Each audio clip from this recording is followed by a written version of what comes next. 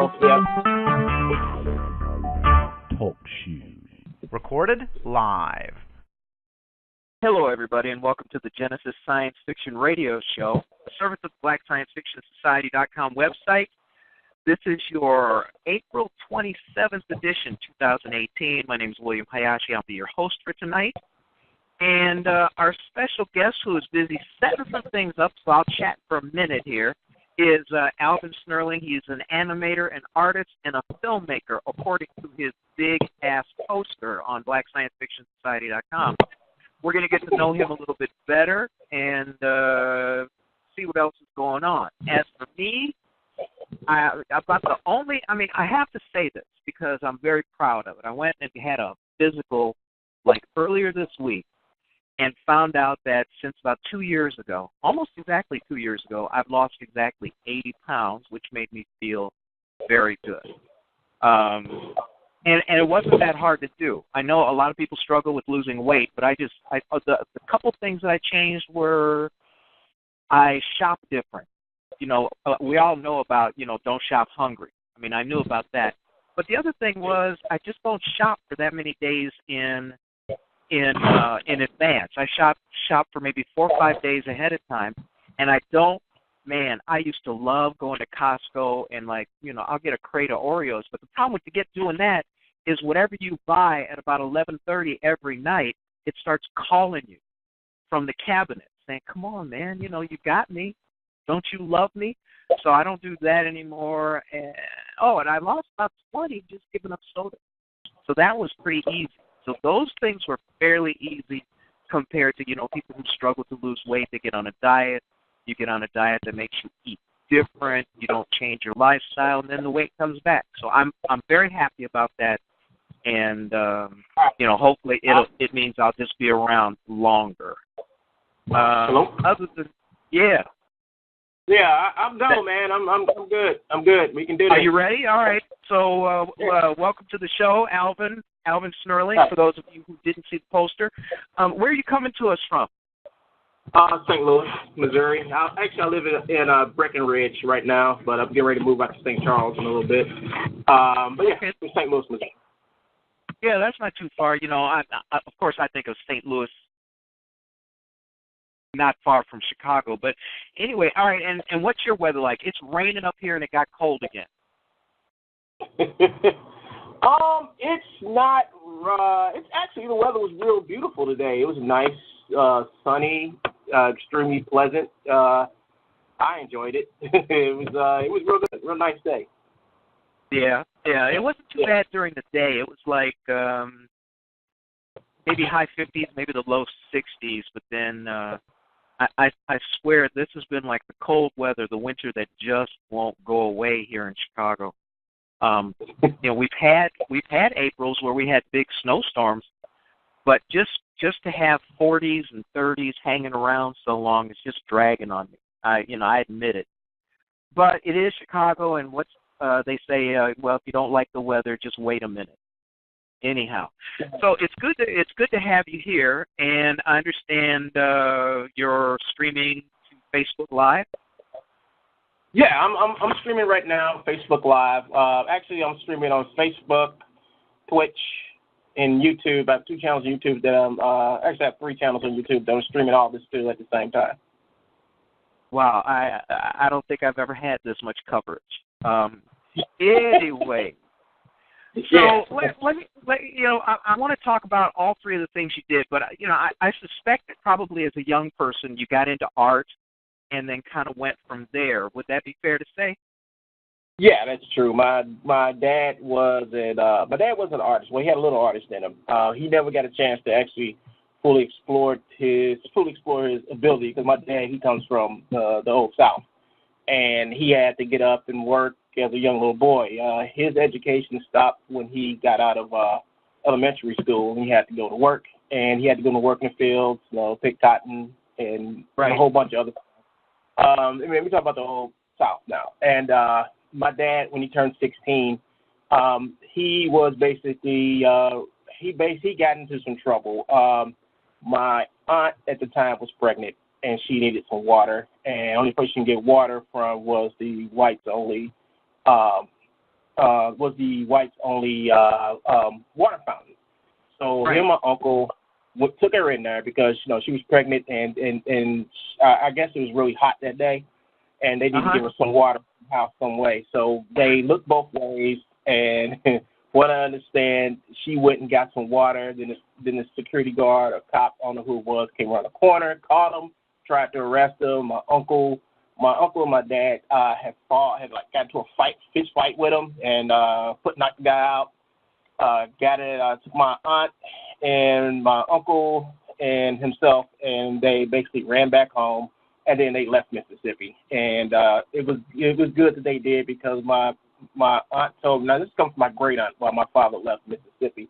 My aunt told me that later that night, if they wouldn't have left when they did, they came around there with the truck and the torches, and they were gone already. Yeah, so that's So when my dad came up here, my dad did a little art and stuff, and when he was really young, 16, 17, but he still, he couldn't really keep up with it because he was always working, and then he had a family. So every once in a while, when I was a kid, my dad would sit down with me and draw with me, and that kind of stuck with me when I was coming up to school. I would have art battles with kids on the bus. One kid I could never beat was this kid named Kenny Sargent. I could never beat him, man. He will always draw. I don't know if you remember the Battle of the Planets, G-Force stuff. We were always drawing them back with Speed Racer. We would draw everything, and we drew Thundercats. And I was always the bad artist back then. So I guess that's something that kind of stuck with me until I got up into high school. When I got in high school, I was still drawing. I was trying to be a rapper, whatever, and I sucked at being a rapper. So I decided to turn my talents to art.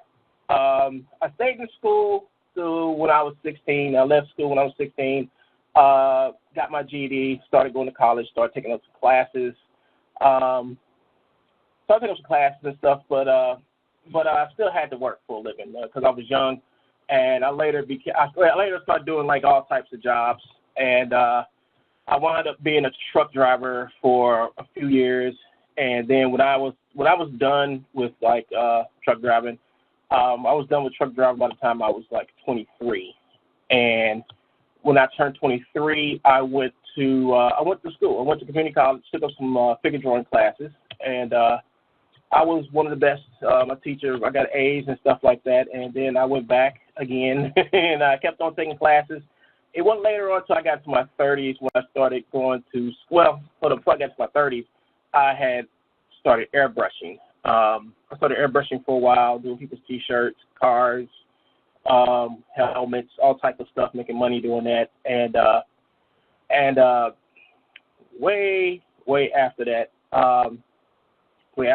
I went back to school, and I started teaching myself. I went to school not just for art. I went to school to learn animation, and I had to learn. Yeah, some of the stuff I learned from my animation class is what I apply to what I do today in Iclone. Now, there's another part of my story that I skipped over entirely, but after I had left school when I was 16, I met this guy who was an airbrush artist, and he taught me how to airbrush. His name was Charles Jenkins, and he basically mentored me into being and later I met this guy named Third. He was the best and most awesomest guy anybody could ever know.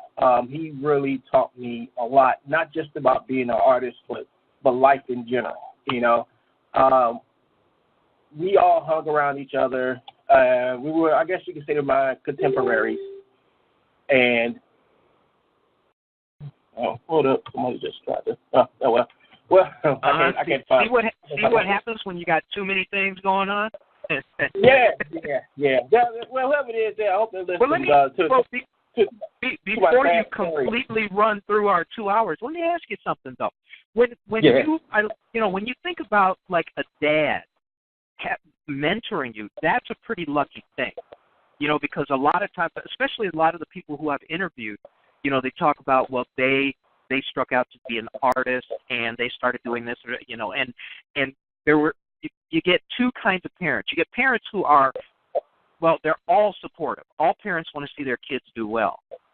But then there are those who see you doing, art, animation, and things like that, and then they always kind of ease into you. They kind of sidle up next to you, give you the side eye, and go, well, this is all very good, but, you really should have something else to fall back on just in case. Because not a lot of parents recognize the fact that, and let's be honest, to be really great and to make good money at it, it's almost like lightning hitting you. Even today, even though the bar is lowered to entry into being an artist, and there are so many cool tools that you can get to help you become a good artist, and you can learn everything that you need to learn, like on YouTube and stuff. It's an unusual parent who will say, all right, knock it out of the park. Go ahead and do this without thinking about, well, what will happen, if you don't make it. So I think that's cool that you had a dad who was not only interested in the arts as it was, but it sounds like he was like a mentor and encouraging. Is that the way it was? Yeah, when I was younger, yeah, that's why it was. My dad had no problem with me doing art, drawing. My mom didn't really care for it too much because I draw something, say, oh, that looks great. My dad's like, son, let me show you something. And he'll sketch out a tree, he'll show me how to sketch out a landscape and stuff like that. And it was just that, and also my father love of cartoons. I'm talking about Bugs Bunny and stuff like that. He will always watch those cartoons, and I love those cartoons. But I will always watch those cartoons with him. Now, as I got older, I went. Me and my dad, we were still connected, but I was off doing my own thing as I got older because I was really getting into comic books, And my dad wasn't a big comic book reader, but I was starting to get into comic books and stuff, so I started drawing comic books for a while. I had a friend, and that's what we did. We was always creating something, and trying to make use of what we didn't have. When I was growing up, there were no outlets for art. St. Louis is still not a good place to learn 3D animation because there is no place that really teaches it. And most of the places that do 3D animation here, most of them are companies, and they're already established, and they're not taking on no apprentices apprentices, interns, what have you. Yeah. So it's like a wasteland out here of talent. You got people who have talent, and they have no place to actually express themselves like any other place, like any other big city would because they don't have that here. Well, you're living in a state which unfortunately has demonstrated that it has no commitment to educating its people whatsoever. Exactly. And that's sad, because most of that is politically based. Right. The politics of ignorance. You have essentially all of that started in 1972 when Richard Nixon declared war on the intelligentsia because the anti-war movement came from high school and college campuses. So, of course, that was when the U.S. government got out of the education business. We had already put some white guys on the moon, so that whole era was over. We beat the Russians, and then you have dumbass people who go, well, why are we spending money on science? Why are we spending money on the space program? It's not yielding anything, and that's because they're stupid. All right, yeah, I said it. They don't realize how much medical technology we've gotten from the space program. They don't realize how much, the space program drove computer design. They don't realize how much the space program drove, just general electronics and stuff like that.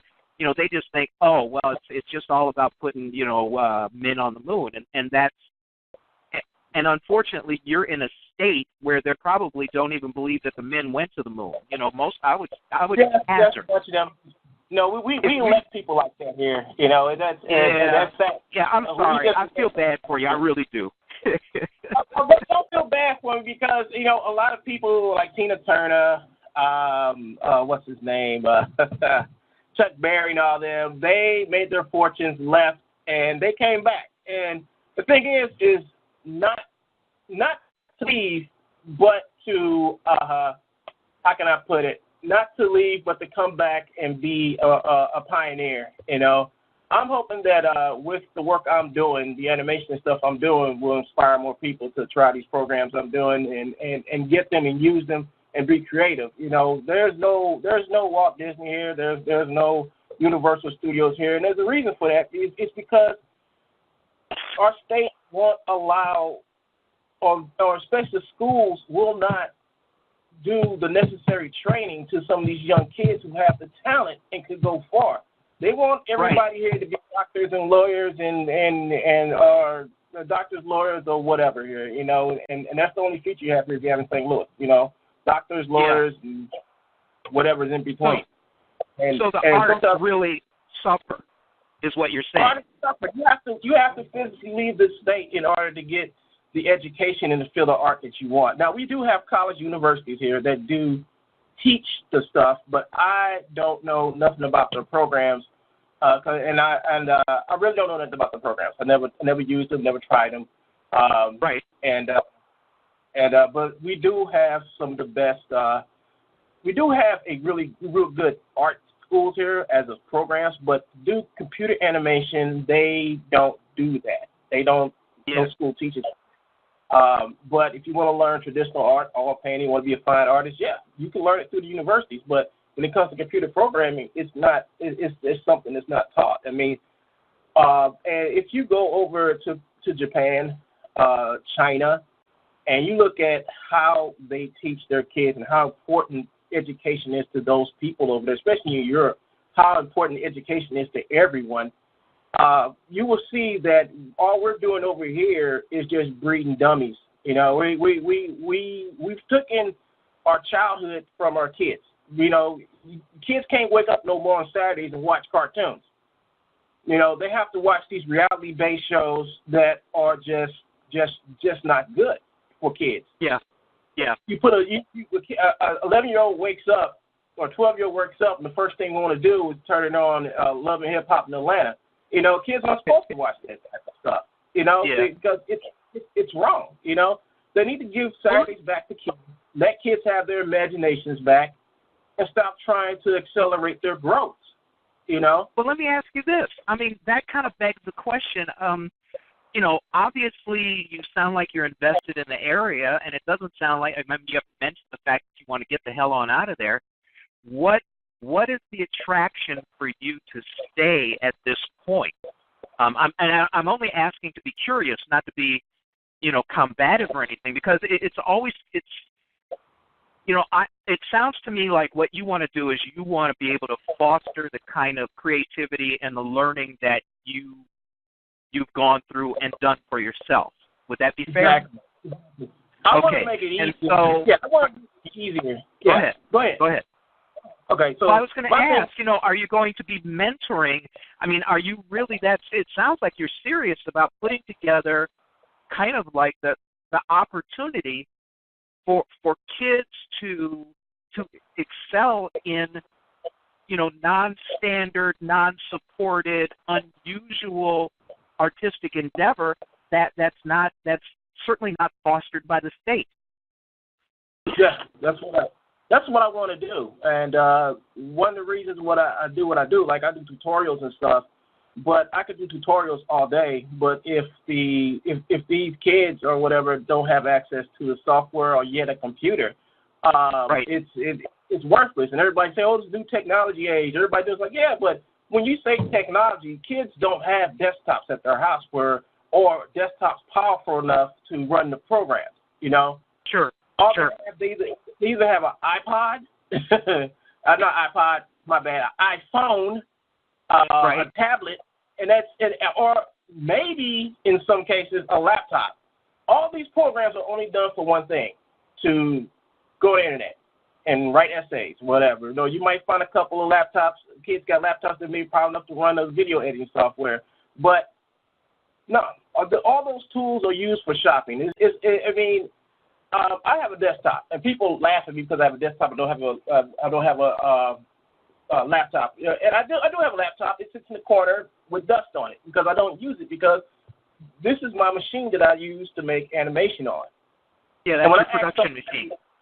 Yeah, I ask somebody will always call me and say, hey, I want to work with you. I want to do what you do. And I say, do you have a desktop at home? No, I got a phone and a tablet. I say, okay, get a desktop, then come back, because I can't teach you or give you direction if you don't have the proper equipment, And people want to do what I do here in St. Louis. It's just that they just don't know how to go about doing it. And I try to educate people like, listen, you need equipment. You don't need a tablet. A tablet is nothing but a gimmick. A tablet is a gimmick. An iPhone is a gimmick. I mean, you can't use these to work on. These are communication devices, and that's what they are. You can't do artwork on them. You can't do nothing. Just put that to the side. Go online, build your computer, and I'll show you how. I will show you how to build your own computer. It's not that hard, and it's very inexpensive. I try to do these things. I just got to a point like I have to do something to try to get people to be artists. I mean, to be animators. Oh, do you know how?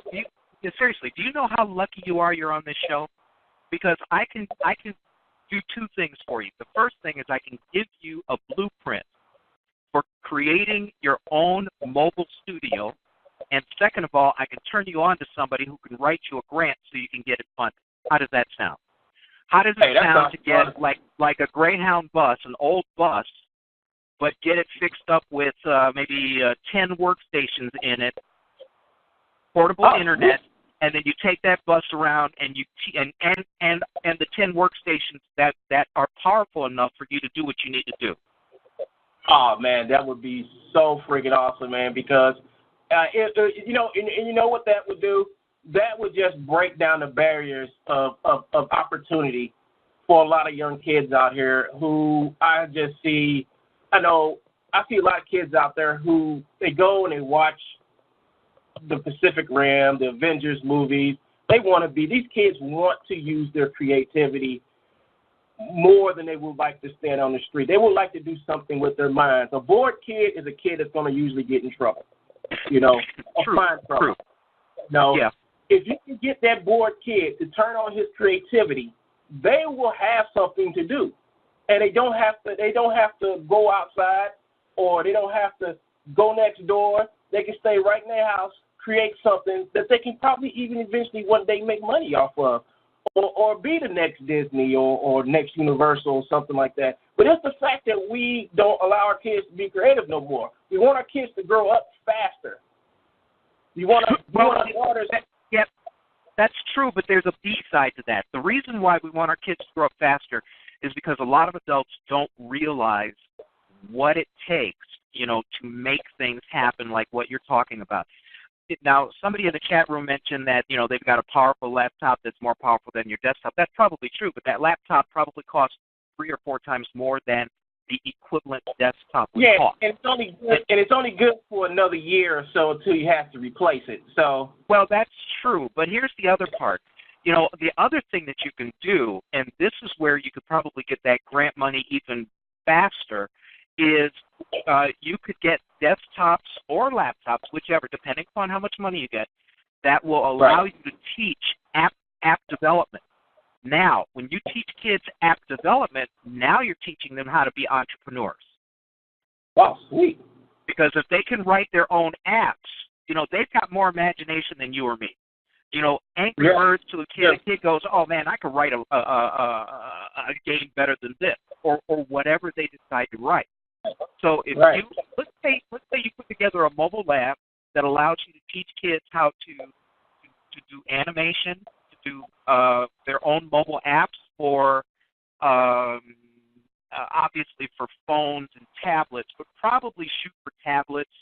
And you have 2 major operating systems to write for, so that's not too bad. iOS and a generic Android, because if you get locked into any one manufacturer's Android, that can be limiting.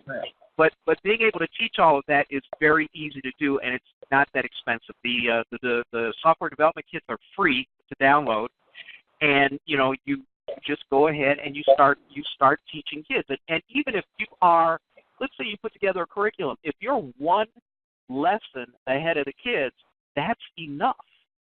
You didn't have to think about, well, do I have to learn each part of this development kit? No, learn the basics so you can teach the kids, and then the kids are going to run. They're going to run past you because they have exactly like you said. They have their own ideas.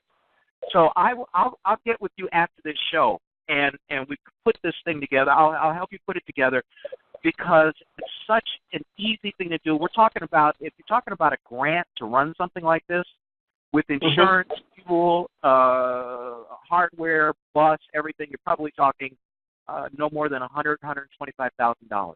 That's not an insurmountable amount of money, especially for an area of the country that could so definitely need it. Imagine if you use that bus to after-school programs around high schools. You see what I'm saying? And that would be awesome, man. And that gives the kids something to do. I mean, I really want to do it for like some inner city kids. I mean, I could do it for inner city kids. I can do it out in the county. I could do it anywhere, and it's mobile. That's the best thing about it. Well, that's the nice thing about having a bus. A lot of people will say, well, I'll get a building and I'll do this. I'll set up an after-school center. But you have two things that happen with that. One is you have to worry about kids and having transportation there.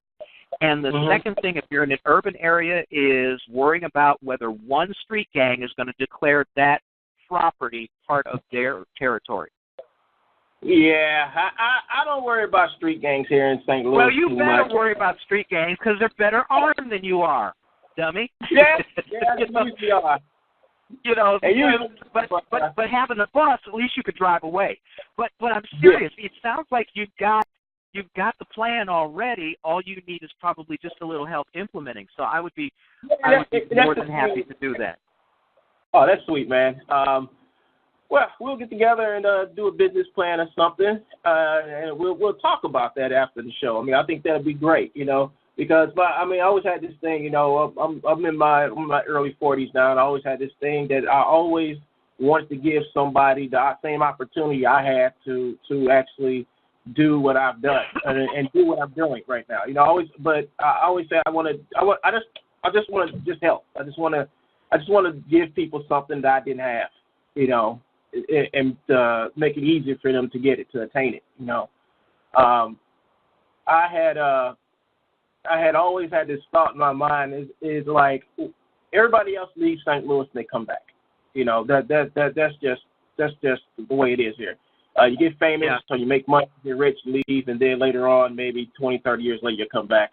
And I was like, well, when you leave, you become unapproachable. When you become unapproachable, you're not telling that next person, next kid, or inspiring somebody. You're not really giving that next person from St. Louis a way to let them know that what your story was, how you got out. I mean, what did you do? How did you make it? A lot of artists that leave here and become famous do that. So that's what I want to do. Yeah, I think you should be commended for wanting to do this. But let's talk about you a little bit more. You obviously you're into the filmmaking, the animation, and everything that you do is focused toward putting that together. 3D animation or what have you. What kind of production work have you done, at least from a commercial perspective, or have you at this point? I haven't done any commercial work. The only work I've done is basically for myself. What I do is that I take programs, inexpensive programs, and I make animations, films, and movies with them. Okay. I had a chance to do some commercial work. Now, I ain't like somebody has I've done commercial work. I have been approached by people to do commercial work for them. I've always turned it down because I have this. I used to work for somebody. I used to work for people a long time ago, and I said I give up. I'm going to work for myself, and I'm going to produce my own stuff. And what I did is I produced I've been producing like little animations here, little animation there, but the best animation so far I've produced is the Archive of Infinity short that won the 2015 Reallusion contest. And that was one of the big contests that I won. And I won that contest, and I was able afterward, with all the prize money and stuff, I was able to get my own motion capture set up. So now I can do my own motion capture at home and give a little more life to my animations. That was back in 2015. And ever since then, I've been doing animation here and animation there. But my biggest thing right now is doing tutorials for people on my YouTube channel. And I was doing pretty good with them until YouTube stopped to demonetize everybody. So my channel wasn't making no more money. My channel wasn't making no more money. So my second thing I did is I started up a website. And the website is doing pretty awesome. It's doing pretty good. I get somewhere between 200 to 300 people a day because I just opened the website up a couple of weeks ago, and I don't really I don't use YouTube as the center point of my social media. I use Facebook and Twitch for the center for it. I put YouTube to the side, but I still put more videos off of YouTube to load them up to my website. And if you don't know what website it is, it's Big Bad Afro Studios Entertainment LLC.com. That's the okay. Hang on, we got a question in the chat room. I don't know. Oh yeah, you are logged in the chat room. Click on that YouTube that Jarvis just put a link in. See which one it is because someone in there wants to know what you made that with. What do you generally use? Do you use Blender or do you use Adobe? What do you use? Okay, so this video here is a scene film in the archive of Sandy. Like I made the short, right? So after the short was done 3 years ago, I'm in the process of actually redoing the whole thing over again. So I'm redoing it. I'm adding voices and people to the animation. The software I used on this was Autodesk Motion Builder, Dash 3D for the characters, 3D Exchange from Reallusion, and Iclone as the software for I did all the animation in. Mm-hmm. Mm-hmm. This whole clip was done using quite a few softwares in my pipeline, and the end result was very impressive because I was using Iclone 6, and what I was doing is I was bringing all my stuff to the new version of Iclone. And Iclone really surprised me with the quality I got out of there with just a preview render. Now, this is not a final render. This is a real-time render inside of Iclone that I had. This is a real-time animation I rendered out in Iclone. And mm-hmm. I got this result from it. So when it says work in progress, this is a work in progress. This was done last summer. But since I've made this, I've also made more stuff for the film. So this is going to actually be in the film. And what I've done is I've made more parts to this in my film. I just haven't showed nobody everything I've done. But if you check me out on my One Gun Studio Channel 2 on YouTube, you will see me actually doing live real-time work on the animation. Or you can check out my Facebook page, One Gun Shun Facebook page, and I also do live streaming when I'm working on the project. So if people have to ask me questions like the one you just asked me about how I use, I will tell you right there on the spot, and also show you where you can get the software and actually show you in some cases how to use it. Very cool. Jarvis mentioned you're helping out with Earth Squadron. Oh yes. So Earth Squadron. So he showed me a character he had made, and he asked me could I help him out, and I got the character from him, and I put it in Iclone through a 3D Exchange, Iclone, and I tried to make the character talk. See, I'm thinking that the character was like something like a native dance character or a native Iclone character, and when I played it, the guy's face just melted. I'm like, whoa. So I took the character, I took the model inside of Blender and kind of ripped it apart, and I was like, oh. And then I saw Mixamo rig, and I was like, oh.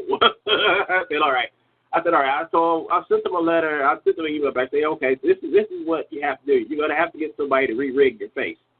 re-rigged the face and re-weight painted. I said, as for the suit, I can't help you. But I did tell him that I could like fix a little bit by actually redesigning the suit a little bit, give him a better undersuit, give him a little bit better armor, fix the armor so it won't look so. I mean, the armor was fine. It just looked just real clunky or whatever. And I told Jarvis I'll try to fix all that and get it back to you ASAP.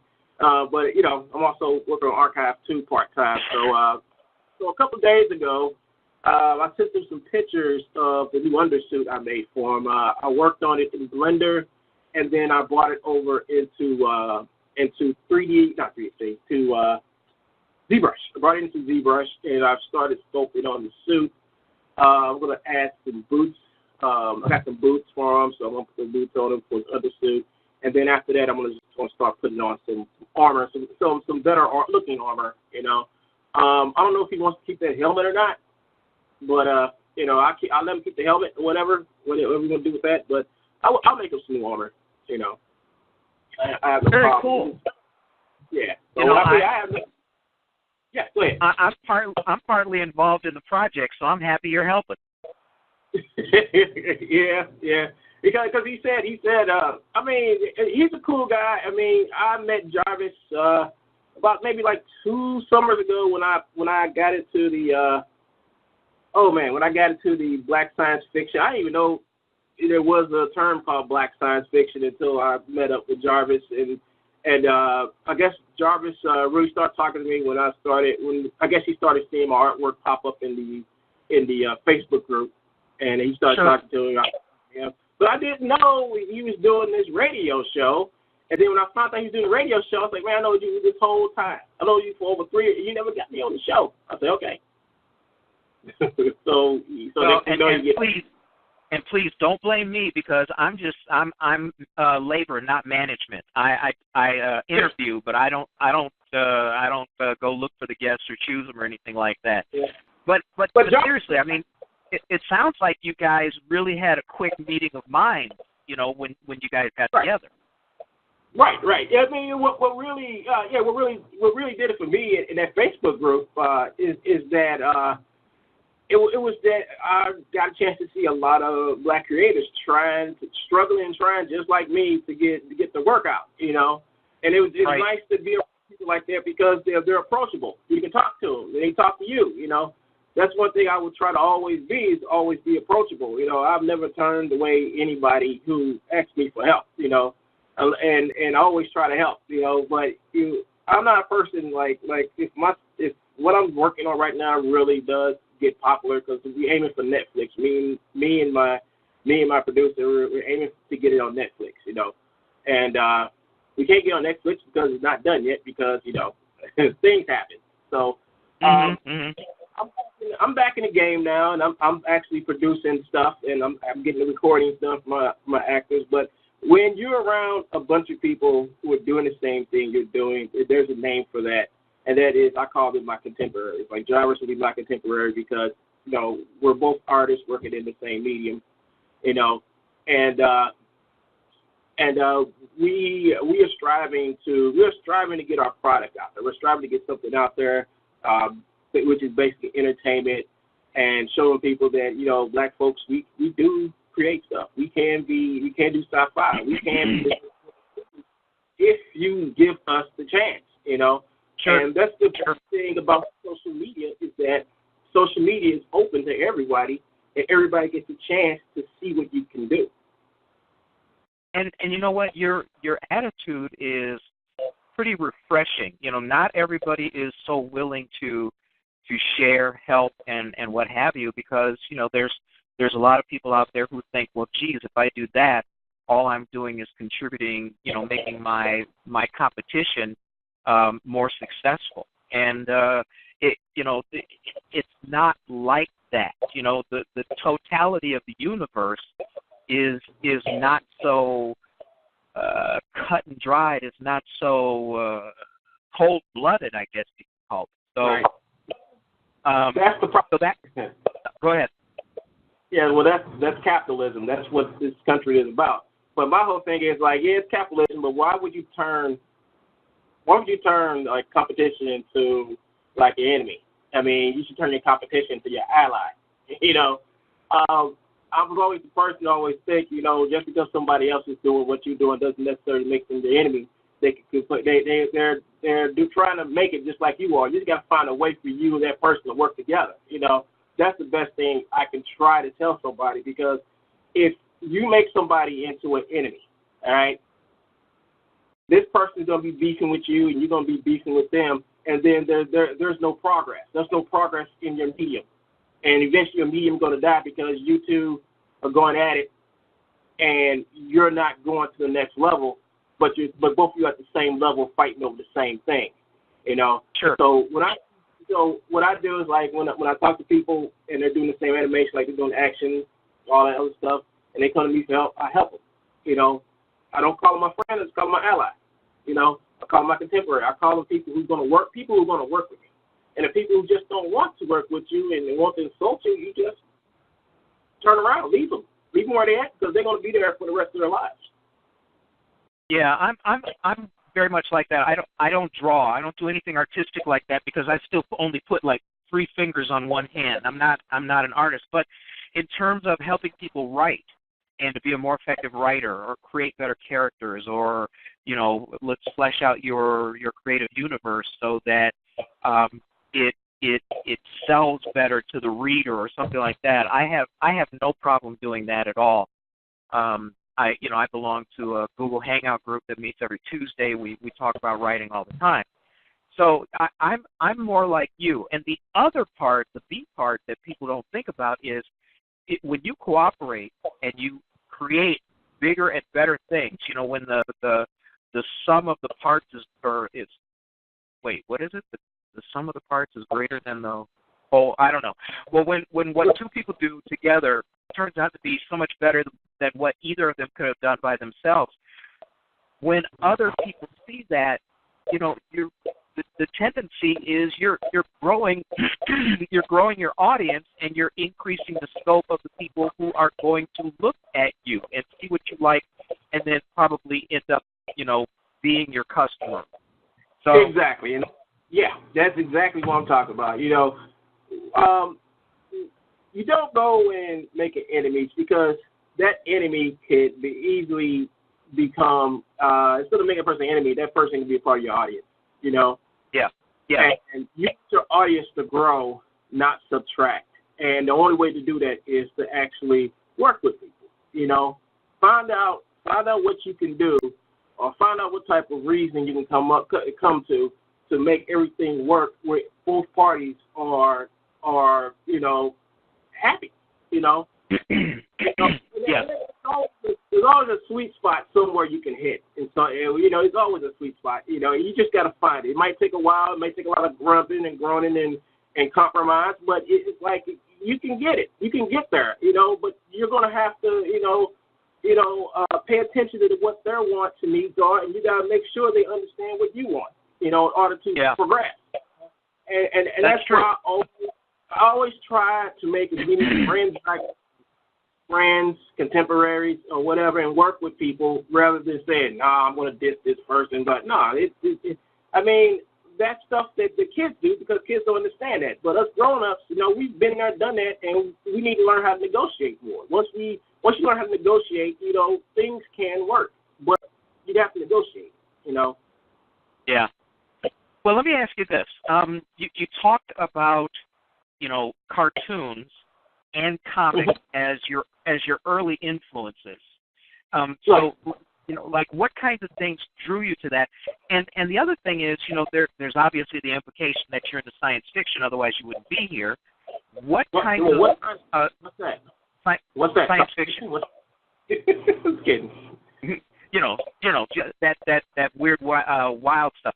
But I'm kind of curious what kinds of things did influence you. You know, what really grabbed your interest and kind of kept you into this for so long? I guess. All right, so I guess it would have to be like anime from the like late 70s to 80s. Okay. Star Wars.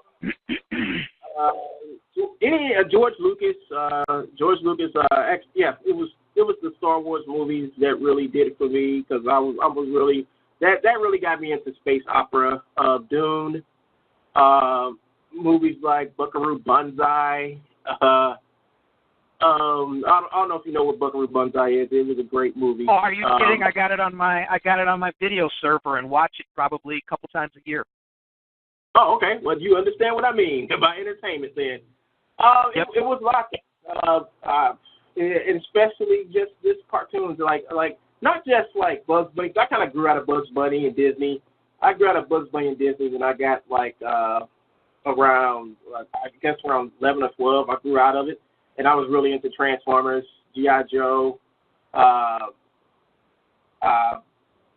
just really cool action sci-fi cartoons.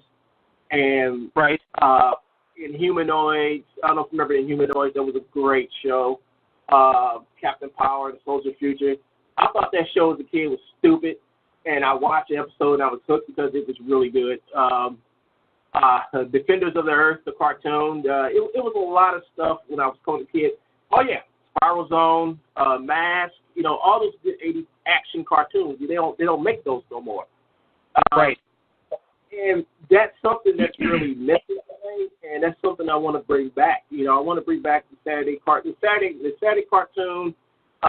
the cartoons when you get off of the bus, you have to run home to catch the last 15 minutes of it. I want to bring those cartoons back because those cartoons, let me think, those cartoons pushed the toy industry. When those cartoons left, a lot of toy companies started folding up because they didn't have the cartoons to sell the product.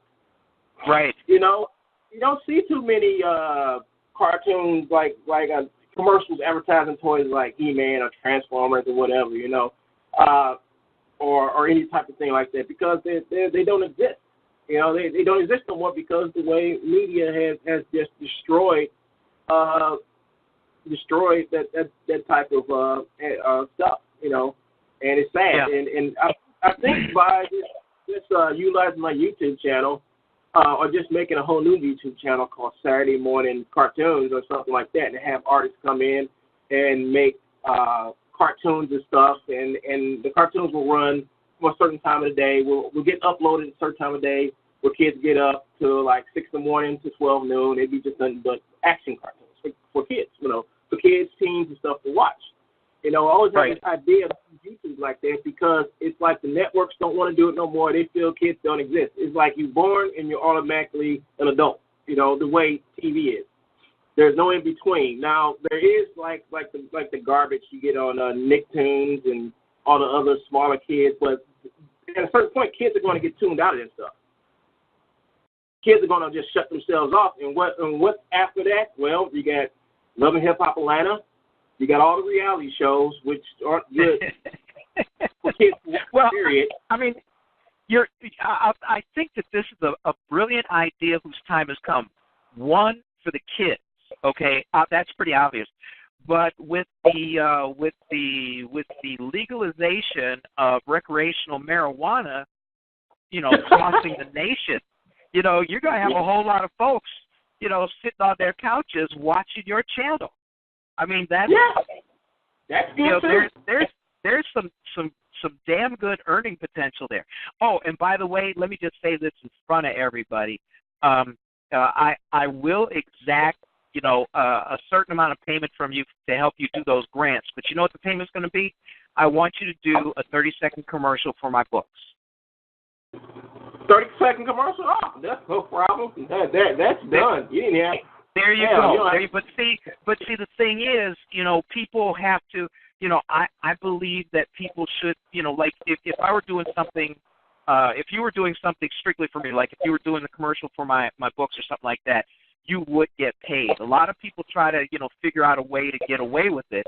But the other part of the equation is people should respect the work and the time and the effort that other people put in on their behalf and compensate folks. So that's the part B. So that'll be cool.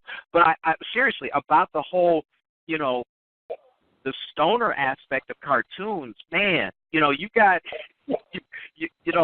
state by state, you're getting a whole new set of potential viewers. Right. Yeah, because they're we know that the Republican reign is going to be coming to an end soon, and hopefully we've got voters have gotten enough of the BS that we've actually been through for like the last 10, 11 years. I mean, it's just been our government has been horrible to its people, and due to the fact that it's like, I don't know what it is about the GOP. It's just that they just hate poor people. I mean, they've proven to me that they hate poor people, and they believe poor people should just go crawl into the sewers like the Morlocks from X-Men. You know, they all just live in the sewers and have the rich people just walk around all day because, poor people, they don't have no place on this planet.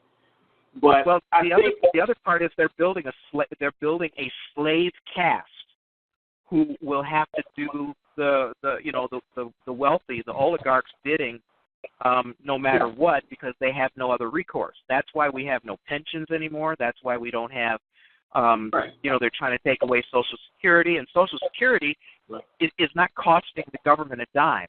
That Social Security is something you paid into. You're owed. You paid for that. I paid into it. So they're trying. Yeah, and they're trying to characterize that as some kind of entitlement. No, I'm entitled to my money. Exactly. But see, that philosophy, here's the thing. And this is what it boils down to. You have white folks who realize that they're going to become a minority in this country in the 2030s and the 2040s. All right? And believe it or not, studies have shown that just the crap that this Dolt 45 president that we have has already done has pushed back whites becoming a minority in this country by 5 years. Mm-hmm. So this is what they're doing. Effectively, they're trying to hang on to power.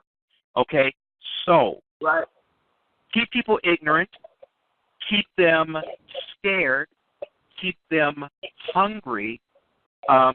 Don't give them any job security, and this is what this is the inevitable result. We're going to have an almost slave caste to do bidding, which is another reason why we really have a full court push on people taking control of their own destiny. All right, people becoming entrepreneurs. If kids can write a super cool game app that catches on, like Candy Crush or any of those other ones that really caught on, made money, that puts them in the driver's seat of their own future. So this is so cool that you want to be a mentor to them. Go ahead. Right. And that's kind of like the problem we have right now because they've already. I mean, we've already got to the point to where the plan to keep people stupid and scared has been in effect for well over 30 years. And you can walk outside and you can see the what has happened. People like some people my age, they barely know how to read. Some people my age they never got the necessary medical treatment for whatever illness they got, and some of my friends died early because of stuff they could have taken care of, and they couldn't get it taken care of because they didn't have insurance. So when our last president came into office and he tried to fix some of this stuff, it was just a big pushback, not because it was something he was doing was wrong. It was because it's like, if we do this, this might empower people to do this. It's always a fear that they have to let somebody have something to help them rather than, doing what's right. So look how many people signed up for the Affordable Care Act. Look how many billions of people who are insured now, even with Republican efforts to roll back, the entire act. But look how many more people are now, insured. That now have health insurance that didn't before. I think it's up to 40 million, somewhere between 40 and 50 million. A lot of people that they want to hurt. I mean, and they have no, and to this day, they still have no reason why they want to hurt those people. Those people don't have health insurance. Those people need that stuff to survive. I mean, I tell you what, I take insulin.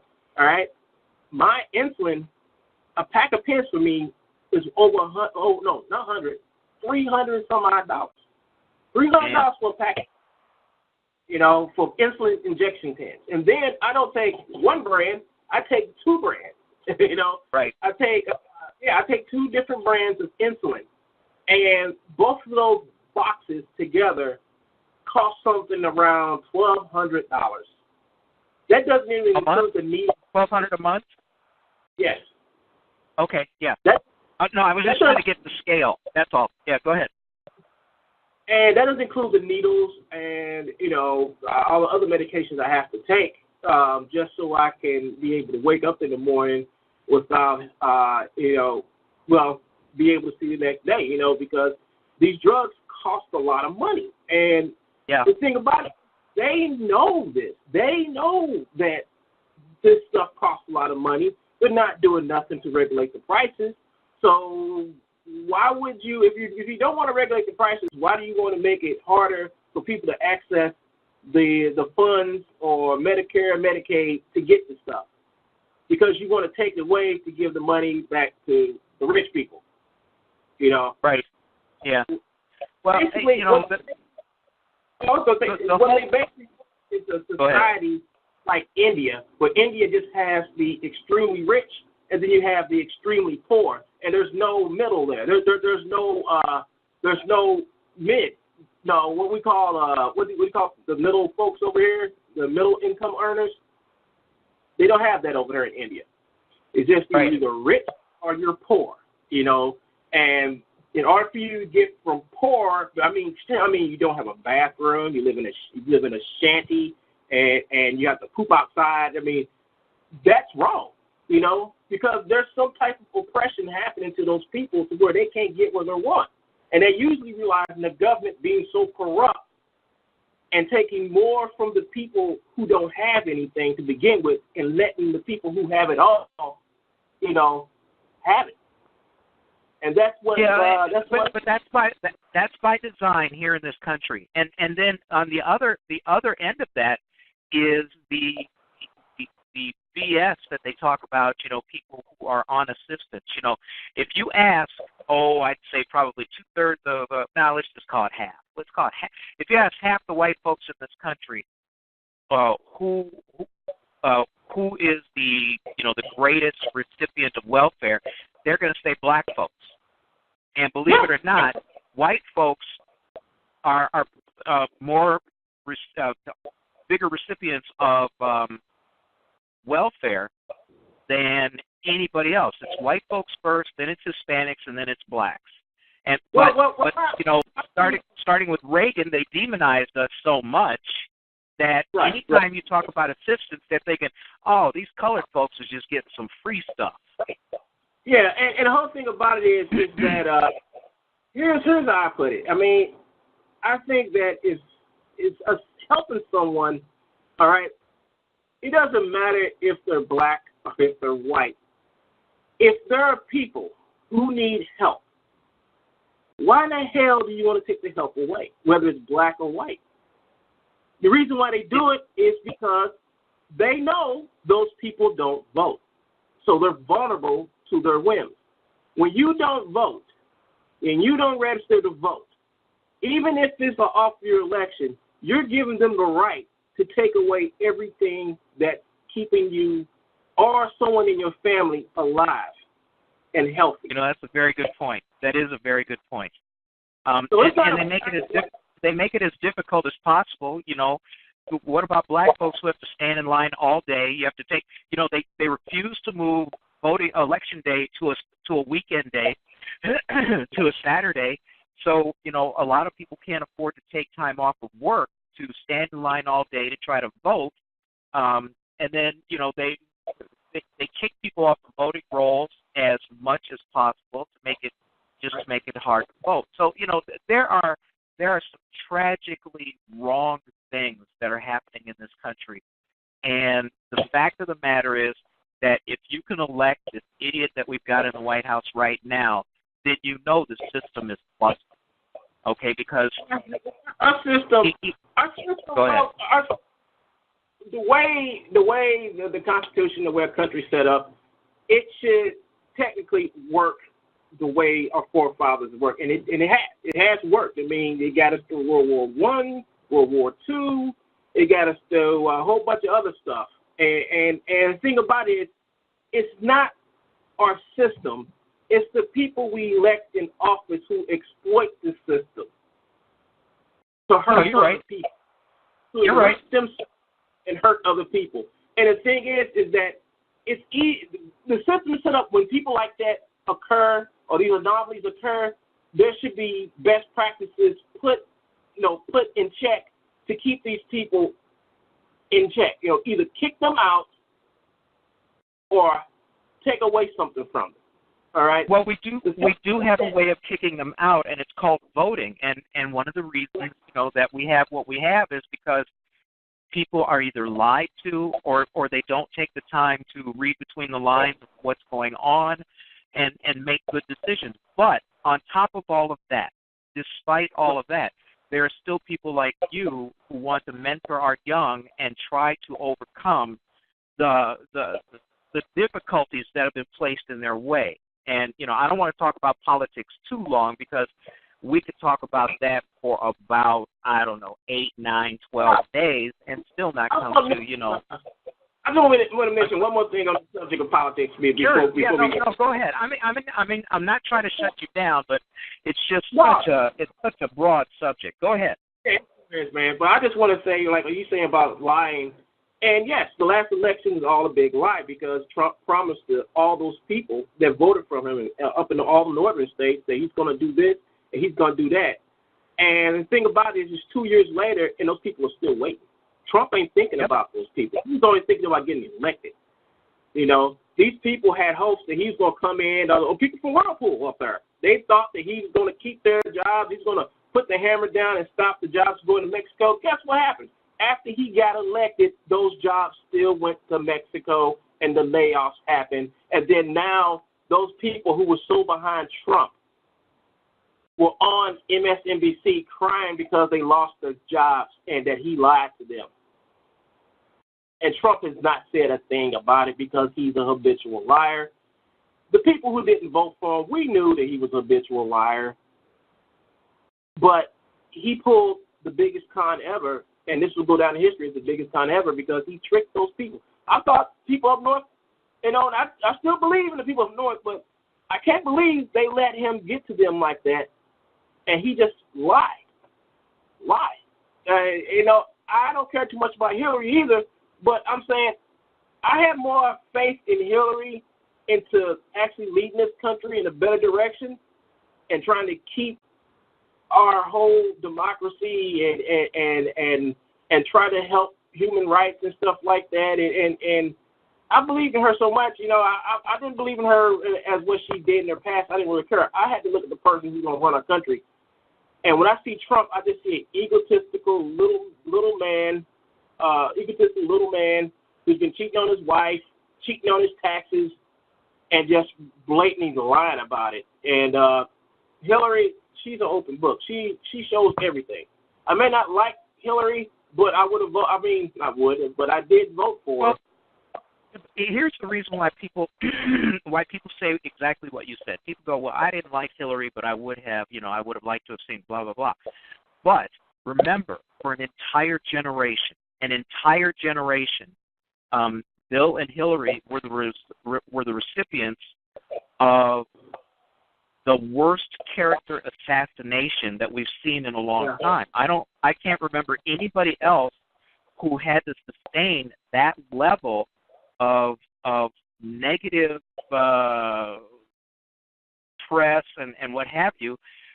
Obama. That was just simply politically motivated. So, it's what's unfortunate. Here's what's unfortunate. I'm going to bring it down to exactly what it is. It all comes down to education. Now, and I can say this with authority because between the year 1972 and 2008, the scoring indexes for the ACT and the SAT were revised downward 16 times. Okay? Think about that. All right? Because the scoring indexes across the nation were revised downward 16 times.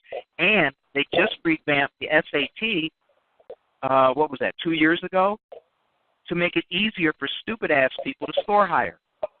And you can Right. you can tell me I'm wrong, but you are wrong, because that's exactly what they did. All right, so I took the SATs and the ACTs I took them in '72, just before I got ready to go to college. And the person who got the same scores that I did in 2010, who got the same numeric scores that I got in 1972, is a moron compared to me. All right, they are a moron. They came out of school with math skills sufficient enough for them to make change at McDonald's. That's what they are. Yeah. And parents let that happen. Parents let that happen. Now, how did that happen? How did parents let that happen? How did parents let whole school systems turn their kids into retarded, and I mean retarded in the dictionary sense, retarded adults? Okay, these are adults who can't do for themselves, who can't write cursive, who can barely make change at McDonald's. Come on. This is not my fault. This is the fault of the people who are putting people in office. So anyway, go ahead. Parents didn't know. It was the whole thing. My parents didn't know when they was doing it. I grew up during that Reagan era, Bush, then Clinton era. I was 18. I just turned 18 when Clinton came into office, and school was horrible for me. So I left school, got my GED, and I went off to college. That's what I basically did. I wanted something better than what my high school had to offer, and I left. I left and went on to bigger, better things, And I don't look back twice, because I wouldn't learn nothing in high school. I didn't learn nothing in high school. Nothing. I didn't learn nothing in high school. It wasn't until when I went out and took my GED, passed it, and started going to college and taking better courses and stuff like that. So I started learning and understanding certain things, And one thing I learned is damn, this is stuff that my school never taught me. And teachers too busy running out the bad kids out of class to teach us. So, we can talk about this all night, man. But no, I know what you mean. But I like the fact that you've already decided to put together a life of mentorship for the young, which I think is really great. Which is why I'd be happy to help you write the grants for that mobile unit. And that's a good thing, because here's the biggest thing that people should take notice of. When you talk about today's entertainment, when you talk about movies, when you talk about animation, when you talk about cartoons and things like that, there are so many more outlets than there were even 10 years ago. And they are all thirsty for content. Okay, right. Content is king. When you watch these big conglomerates, Time Warner and all of these people looking to buy up, all of these different streaming outlets and things like that, it's because content is king. And what everybody realizes is that the way to distribute content in the future in order to sell your advertising and things like that is going to be through the desirable demographic, the 20 to 35 demographic on their mobile devices. Okay? Yeah. And that's Hulu, that's Starz, that's Netflix, that's all of those. Even CBS got in it and really pissed off all these Star Trek people by streaming Star Trek Discovery on their own private channel. I'm pissed. I have not seen 8 episodes of that yet, and I'm so freaking pissed. I'm like, first they tell the fans that they can't make no more Star Trek fan films no more. You can't make them no more. Right. And then they do this BS with Paramount. Paramount does this BS well, we're going to do our own streaming service, and you're going to have to pay. I'm like, I ain't paying y'all jack crap.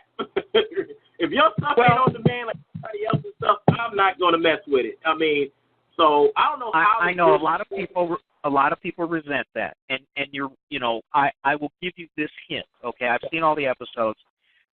They're trying too hard to please too many people every single episode, and so the writing is very uneven. Okay, that's all I'll say. All right. Well, I'll keep that in mind if they ever see the episode. Well, it's been on for like a year, about 2 years now, ain't it? No, it's not. I don't think that long. I think like in the last year, I've hold on. I'll look up and tell you while we're talking. I'll look up. But here's the thing, the fact that you want to get kids to think about animating, to think about putting together their own content, I think that's brilliant, and I think that's laudable, and I think that's something that you should definitely pursue, because you know, once you start making those content creators, you're also making content devourers. You know, people who want to look at the content, who, you know, are also the ones who want to create it. They want to see what everybody else is looking at. So you're making customers for more content. And I think that's great, because we've got such a decline these days. We've had a huge decline in the number of people who read books, for example. So, you know, you have to think. Yeah, audiobooks is the big thing now, because, well, you don't have to read. You know, somebody's reading to you. So this is great. This is great, and I think that. Go ahead. You see, audiobooks. Okay, I used to listen to audiobooks when I was a truck driver, and you know, you can't read while you're driving the truck. So I was buying audiobooks. Now this was 15 years ago. And I'll just pop in an audiobook, and I'm on the road, you know, and the audiobook was I have like several of them. And that's what I thought audiobooks were for. That's why people made audiobooks, so you can multitask and be able to read your favorite book. But these folks at home, they don't drive. They don't do nothing. You know, I don't get it.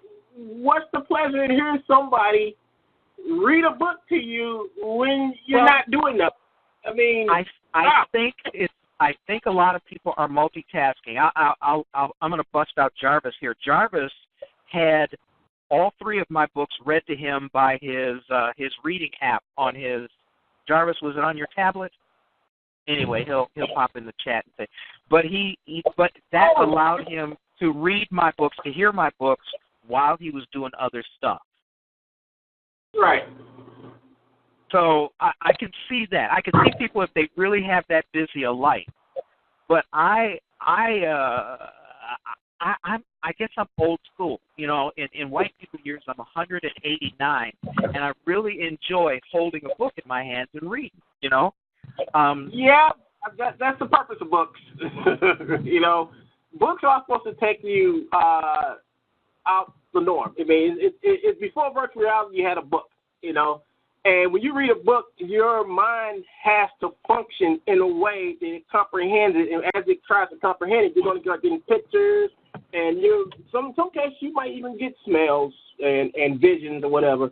But books are there to unlock our minds. When you have somebody reading a book, I mean, it's good. I mean, you can listen to it and try to comprehend what they're saying. But what books do is they actually help you get smarter. You know, I don't understand why people don't like to read books anymore, or even bother to buy them. You know, I don't get it. You know. You can't. I mean, you can't really castigate everybody like that, because everybody's got their own reasoning. I'm not castigating everybody. No, you know what I'm saying, though. Yeah. Yeah, I understand, but like I said, I ain't got anything against audiobooks, but you know, I used to listen to them when I used to drive a truck. I used to listen to the Remo Rim series. I don't know if you ever heard of Remo Williams. Yeah. Yeah, absolutely.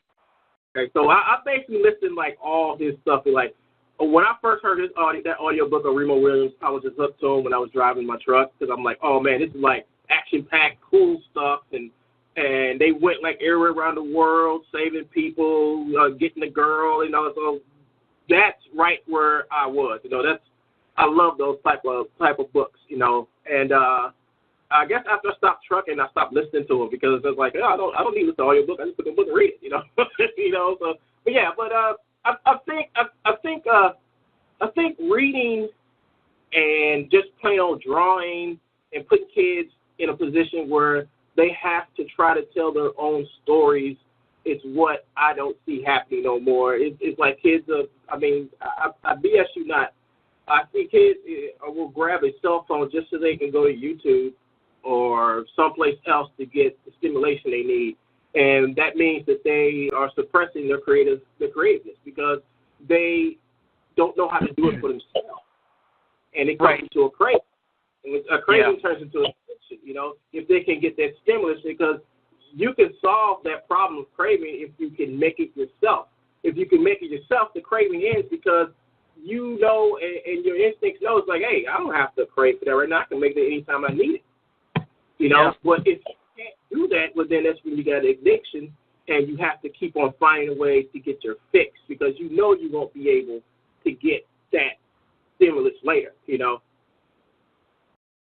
One of the things that I've learned as an author is that when I write my stories, especially my books, more people enjoy reading them. They read them faster, and I get a much better feedback on them because I have adjusted my reading style to be very visual, so that as people are reading whatever it is I write, they're kind of seeing a little movie in their head about the action going on.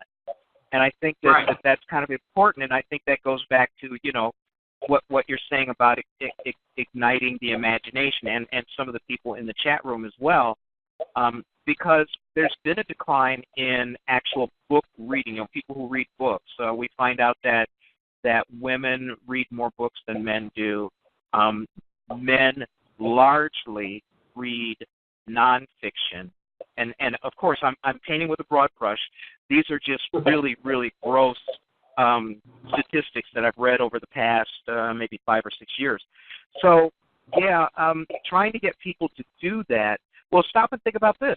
The kids you're going to teach to animate and teach to code, they're still going to have to read how to make that software work.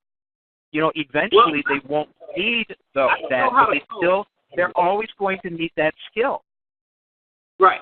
Well, I can't teach them how to code. I have to find somebody for that. But I can teach them. But you know what I mean? Yeah. Right. Go ahead. But even animating, they're still going to have to learn how to use that software. Right. They gotta learn like the 12 principles, and then we'll go from there. But when you apply 12 principles to 3D animation, it's a lot different than how you apply it to, per se, like traditional 2D animation. The thing about 3D animation is that you can actually get the assets you need to make a scene and get the animations you need to make the characters act. And it's really easy because a lot of stuff now, they're making stuff now with 3D animation, everything's pre-made, and all you have to do is just use your imagination to make that stuff work to a visible story that somebody else can see and be entertained by. Sure.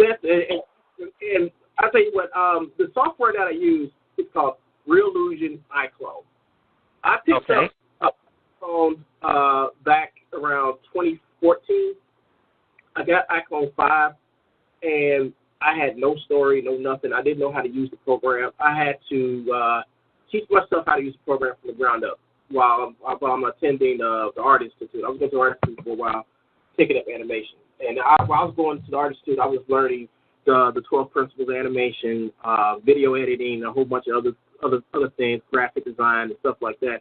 And I saw this program called Iclone, and Iclone was like a program that I can do basically what I wanted to do, and that was tell a story using 3D characters and animations. And I did my first animation with Iclone, and I put it up on their board. And as soon as I put it on their board, they took it and they put it in one of their ads. It was basically a lab scene where you had this robot and this guy. The guy's walking away from the robot, and this girl was peeking around the corner. Once the guy left the robot, she came in, did a somersault, hopped on the robot, not the other guy, but the robot's head, twisted it, broke his neck, and then popped off of him and landed off Matrix style. And that was the first cartoon I did like 2 weeks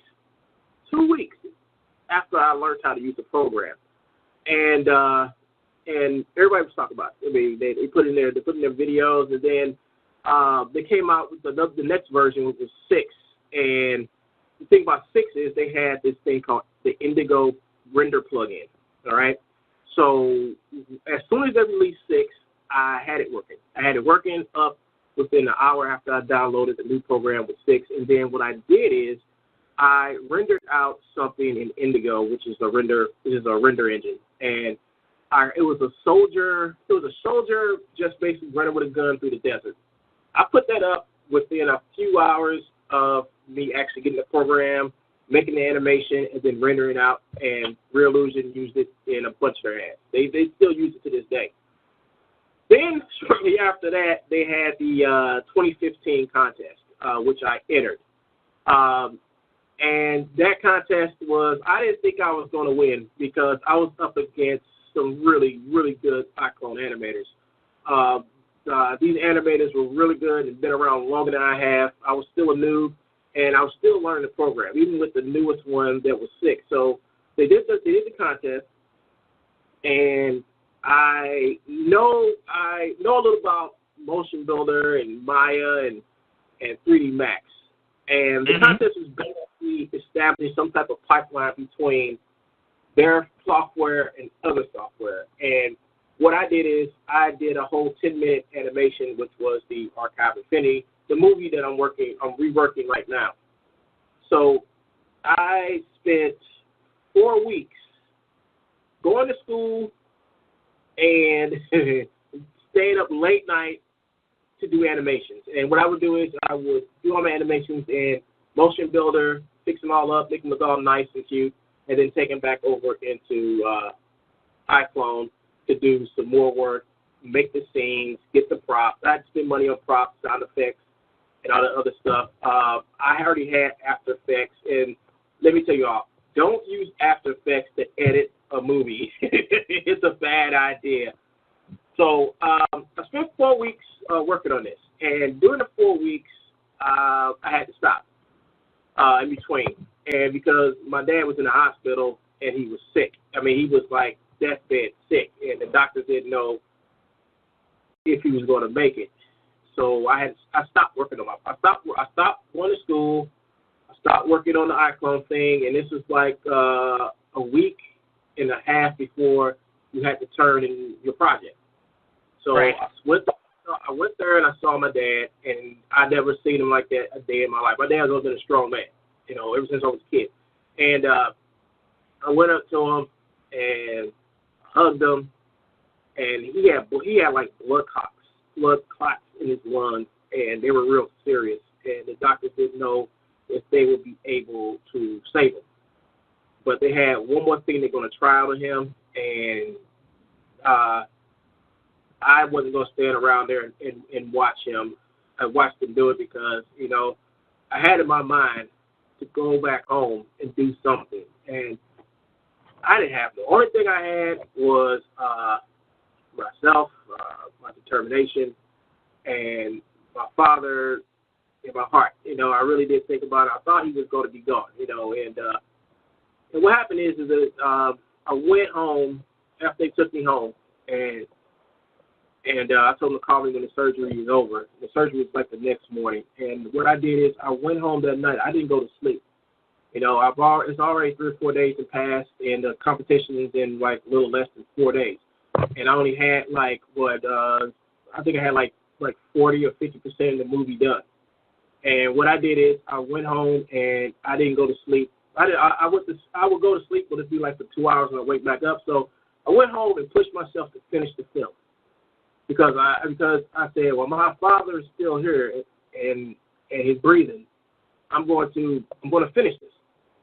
I want to go back and tell him I finished it and I entered it in the contest.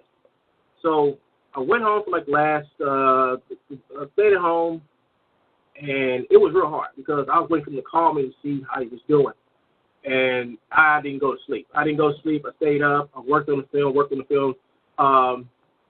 And then the film was finally done. It was actually done 2 days before it had to go in, but I still had to do the sound and all that stuff. So the sound in the first version of this animation was really bad. It was really bad because I didn't know what I was doing, because I was trying to keep my mind focused and finishing this. So I'm going to my dad. I finished it. So what happened is after my dad had the surgery, he went to like a little slight coma or whatever, and they said he made it through, and we're just waiting for him to wake up, So the day I turned in the animation, the contest ended.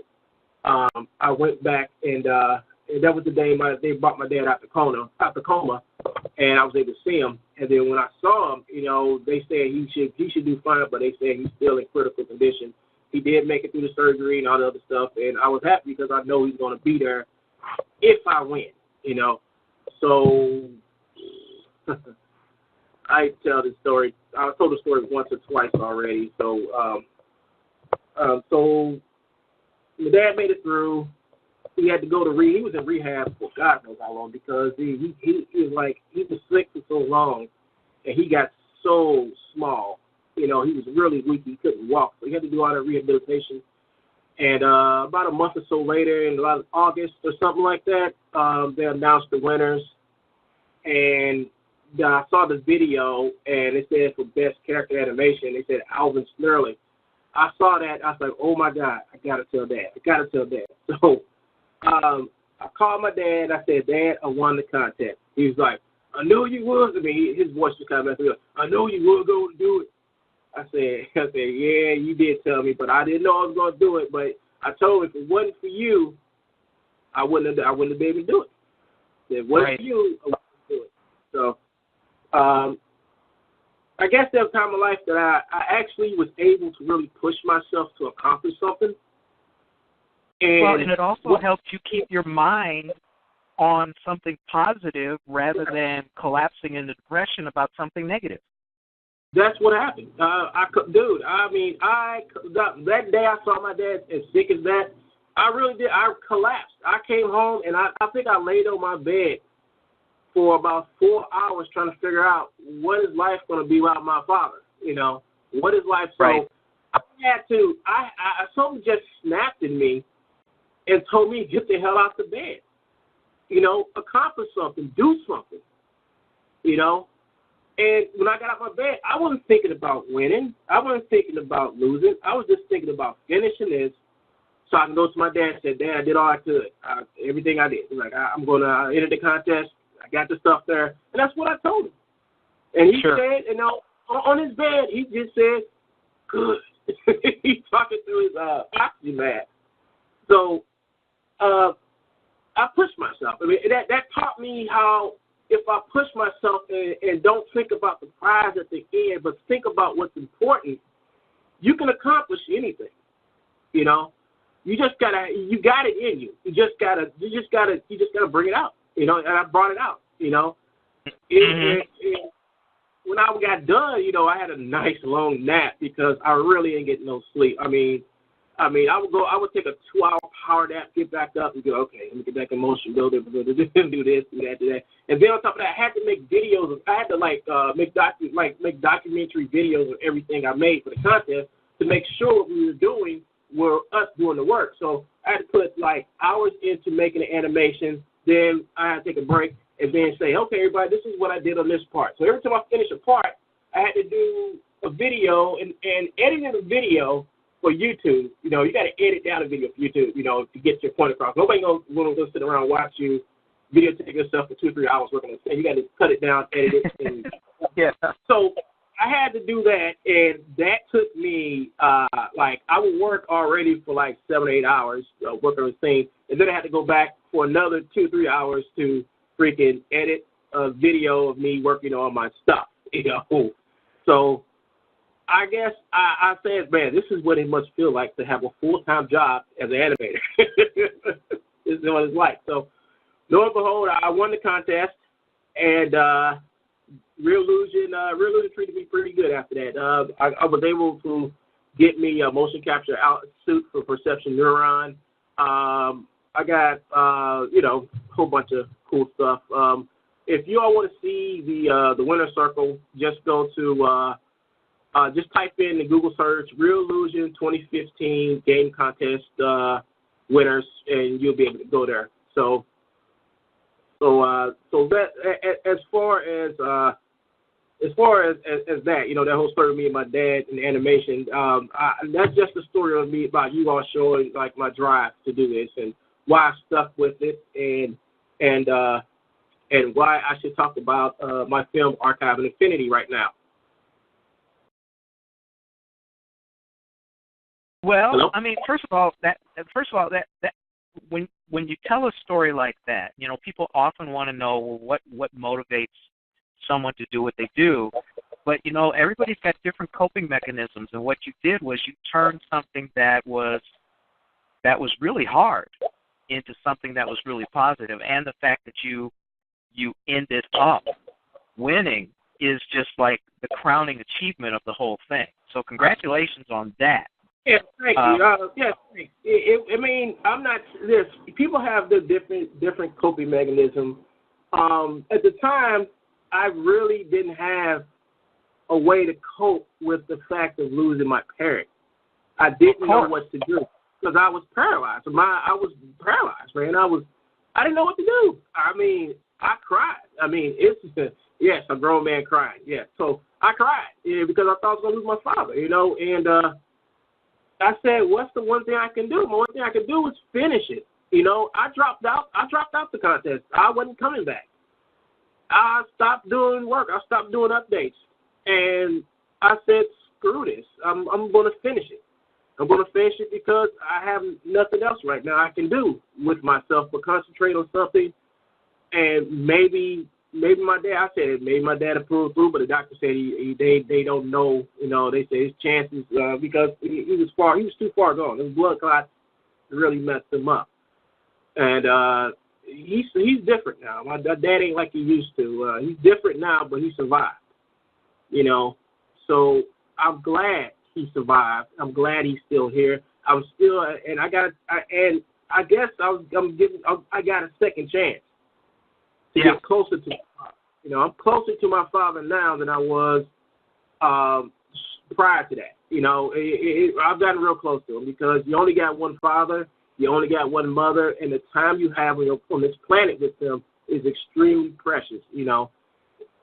You shouldn't be mad at your parents. I mean, you can be angry with them, but always reconcile. And when you reconcile with your parents, I think that's like the best thing you can do. I mean, I had some other one thing, but I'm just gonna leave it at that. That's the best thing to do. And that's what any family member. We're only here for a certain amount of time, man. I mean, our bodies are just rentals. You know, long-term leases. And we all get old. Having issues and letting them like pull you all apart is not worth the time you're gonna be spending on this planet. So you're gonna have to tell your family and everybody that I may be mad at you, but I still love you. Mm-hmm. That's all it takes. That's all it takes, you know. And sometimes it helps, sometimes it don't, but they know that. And they're going to forever know that until their time comes. Sure. Well, and the thing that people have to realize, and often they don't even think about it. You know, they think it's a joke. But, you know, the thing about life is nobody gets out alive. That's true. That is true. I told you people laugh at that. So anyway, now let me ask you this, because we got about 25 minutes left. I'm a little curious about where you see yourself. Let's say 5 years from now.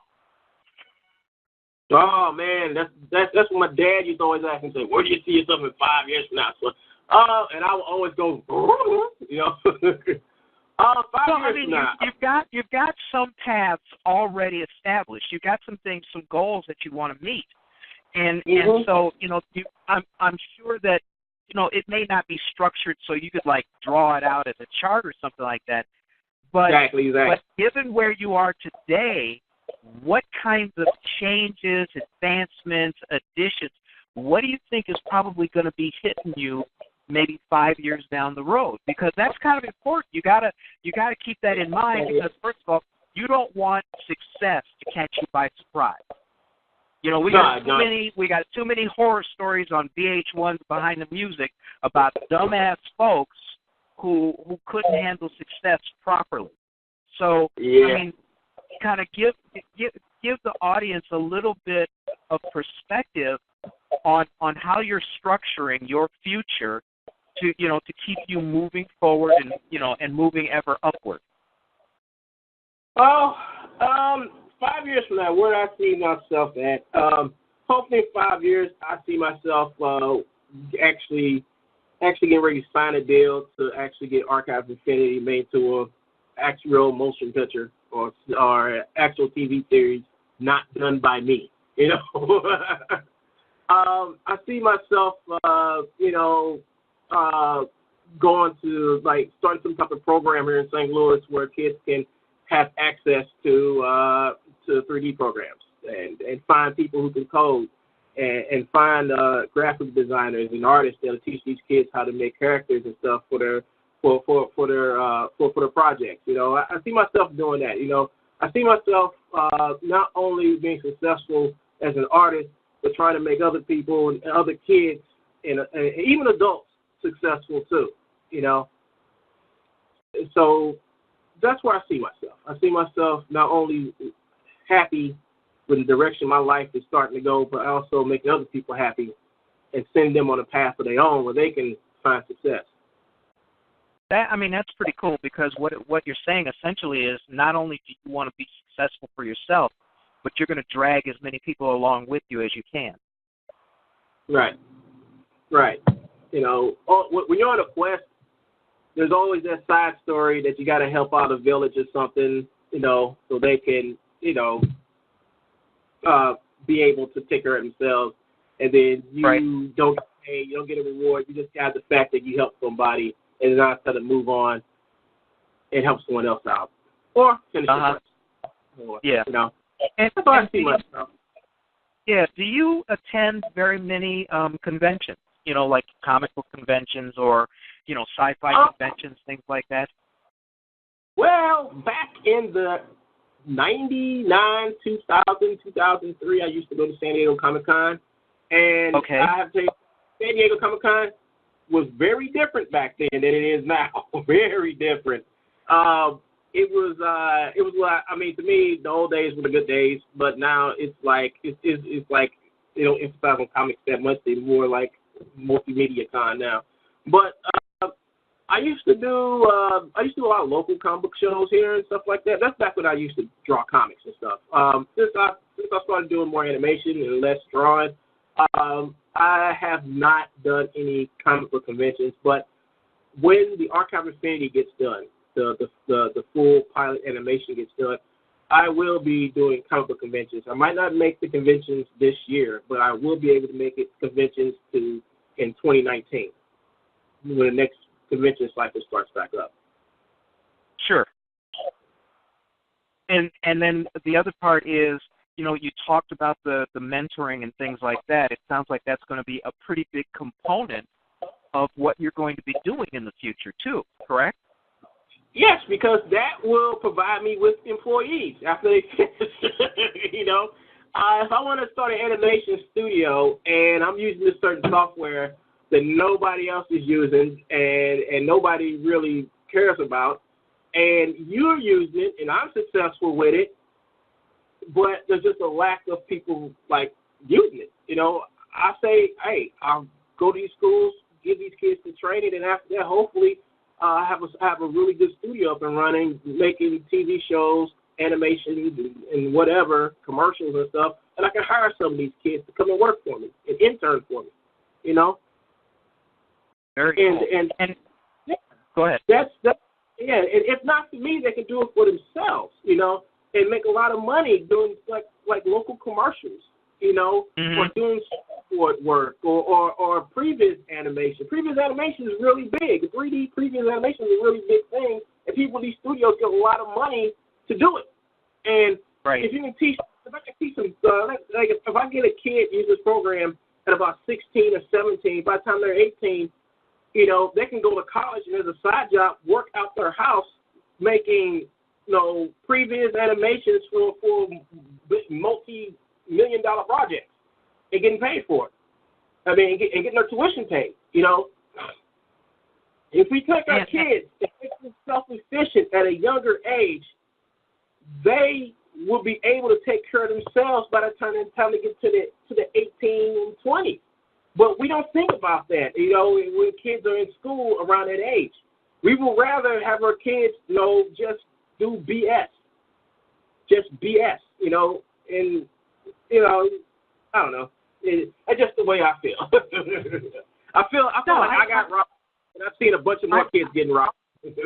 Yeah, I think that's pretty laudable because, not a lot of people concentrate on on doing what you're doing. I think the cool part and the bad part, it's a good and bad situation, is that you're in a part of the country where the kinds of things that you're doing are definitely not taught.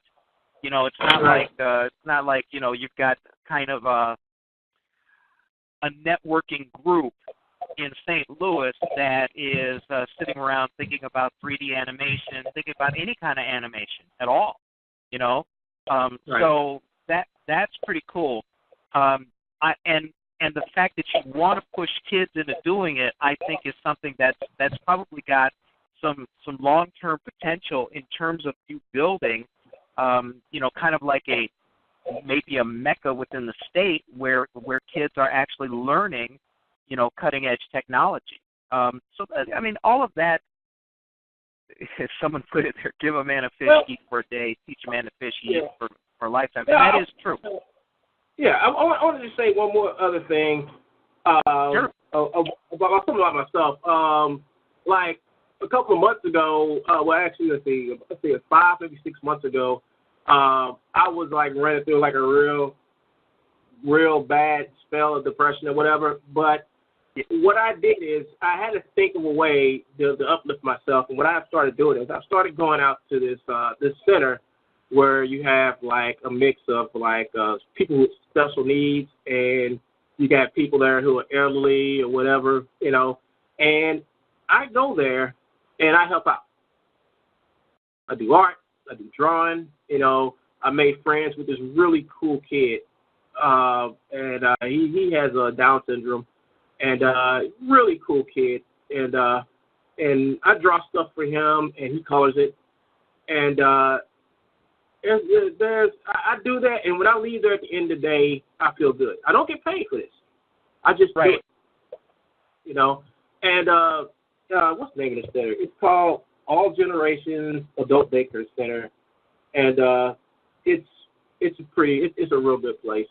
It's a nice place to be, you know, and it really helps me relax. I get away from social media and the internet for what, 6 or 7 hours, you know, and it's just relaxing because the world doesn't revolve around me, you know, and when I go there, it tells me every day that the world doesn't revolve around me. There's interesting people, no matter what they are, who they are. There are people out there who just need to know they got a friend, and that's what I go there to do. I go there to be their friend, you know. I work with them, and I do a lot of stuff with them, and that's what's getting me really into this thing about trying to teach kids how to utilize this software that we use, how to be able to learn software. Because once you learn how to do one software and you become proficient in it, you'll be able to learn any software, you know, because you'll know what it takes to go and learn and Google and YouTube it and use the manual and stuff, and you'll know how to use that stuff. You won't have to ask nobody, you know. So that's what I have to. I just want to just add that in about that really cool place. And if you want to go down there, if anybody wants to go down there and volunteer, just give me an email. You know, if you live in the St. Louis, St. Charles area, just give me a email at onegun@gmail.com. Just give me an email. If you live in the St. Louis area, let me know if you want to go there and help out, you know, or if you want to work there. But man, you got a good heart. You really do. You really have a good heart. Yeah, I mean, nobody knows that but us, and I don't think nobody's listening to this program. Well, I'm just kidding. Well, you know, people are going to pick this up as a podcast. Plus, you're streaming it out every damn way you think you can. So. And I'm not saying that in a bad way, because, you know, the more people who listen, the more people who will discover what kind of things that this show and the people offer. I mean, I repeat this time after time again. The main reason why I do this show and I give up my Friday nights every single week, or, you know, every week we're on, is because I do get to meet extraordinary people who I never, ever, ever would have met in any other circumstance. Right, you know, this many black creatives, I never would have met this many black creatives. When I actually, a friend of mine in a writers networking networking group was a person who told me about BlackScienceFictionSociety.com. That was about six years ago. Right. And I did not know that a place like this existed. I had no idea. I mean, had I found that out when I was writing my first book, if I would have known about this place when I was writing my first book, you know, I may not have run into people who would have been directly helpful for writing my particular story, but I would have definitely been in touch with people who knew more about the process and more about writing itself, the mechanics of writing, than I did. Because when I started out, I didn't know jack about writing. You know, I had never done anything like this in my life. And all of a sudden, you know, I went, well, gee, why don't I just write a novel? And, you know, not that I thought it was easy. I didn't think it was easy. I didn't know what I was doing. But had I known about this resource, it would have made all the difference in the world. And now that I know about it, I have met such great people. You know, I interview you. I've got, oh, wait, no, I've been here longer. Well, no, I'm not sure. I've been here longer than we've been doing the show, obviously. And at first we had a whole bunch of, you know, we had like 3 or 4 people who would help do the show, and then it ended up just being me, probably because I'm the only one with an ankle bracelet and I'm always home on Friday night. But having said that, but seriously, getting to meet people and see what their process is like, being exposed to new creatives is like the coolest thing for me. I'm due to go down to Atlanta the end of next week for the Urban Nerd Con. Urban Nerd Con. I am going to Dragon Con. Jarvis talked into committing to Dragon Con as well. But I'm going to meet people. Go ahead. Well, Jarvis is. I think Jarvis is going to be showing my Archive Infinity short at the Dragon Con. Is that still true, Jarvis? Is he still there? He's there. He says yes, we are. All right, awesome. So that's thanks for the exposure. I would have never thought to put that in the Dragon Con. I have a friend who does comics and he goes down there, so I haven't told him that it's going to be showing there. So when he gets there, he's going to be like, so I haven't. Well, if you listen to hear the gig's up, but but you know, I haven't told my friend. Jarvis is a force to be considered. For the longest time, I never considered going to any kind of convention at all, because to my mind, it was like sitting behind a table and selling books. And if there's one thing I hate to do, even though they're my books, is to sit behind a damn table and sell books. That's like the boringest ass thing. He turned me on to the first one I went to was WorldCon, where they vote on the Hugo Awards and the, you know, stuff like that. And they had me, you know, running some panel discussions, and I was hooked. I really was hooked. So, you know, thanks to Jarvis, I'm heading to Urban Nerd Con. I'm going to Dragon Con. I'm going to go to WorldCon in San Jose, California this year. And then there's a couple organizations who are building an entire weekend of event with me as the headliner. So this is all due to him. Otherwise, I never would have done any of that. Well, next season, man. So they're doing panels and stuff. So that's what I'm aiming for next year, because I'm gonna have this film wrapped up and out there. Hopefully by late summer, early fall. You know, I'm hoping to get this done. And when I do, it's going to be released and everybody gets it. And I'm hoping everybody enjoy it. You know, because a lot of love is going to this project, and awful lot of haters went to the process of making this too. So. You know, you're going to run into them everywhere, and that's really unfortunate that we as I don't want to say a race. Yeah, we as a race had to invent the term haters. That's so sad. I don't think y'all invented it. I just think that, I mean, hate is something that's been around since man walked this earth, dude. I I wouldn't say not one race developed the word hate. I just say it's all in us, and it's called. Oh no, jealousy. I'm not. Yeah. No, hate's been around a long time, but to bring the term hater into mainstream use. Anyway, but it's one thing to be jealous about somebody else's accomplishments, but it's another thing to start talking them down or trying to rip on somebody to make you feel better or you look better. That's kind of sad. But I mean, a lot of people are like that. A lot of people believe that being a creative is a zero-sum game, and every time someone else either sells something or gets gets some publicity or something, there are people out there who feel that that person who just got that accolade took something out of their pocket. And that's pretty sad. You know what? I could do a whole show, and the thing about it is that I mean, the thing about it, I just ignore it. I'm to the point in my life where people are not going to like everything I do, right? And it's just that one or those few that are going to try to make it so that you concentrate all your onto that one person, but you got like a whole fan base behind you and people who encourage you to do the right thing. And those haters want you to devote all your time chasing their videos, chasing their posts, and it's not worth it because you're doing something that's obviously something they can't do or achieve on their own. And you're going to stop doing it to chase this person around. And I had to understand and realize, I woke up one day and it just snaps like, man, screw this. I'm getting back to where I belong, and I'm going to stay there for as long as I can because I got people who believe in me, believe in what I do, and I need to appease those versus the people that just hate me, And so far, it's working like a charm. Excellent.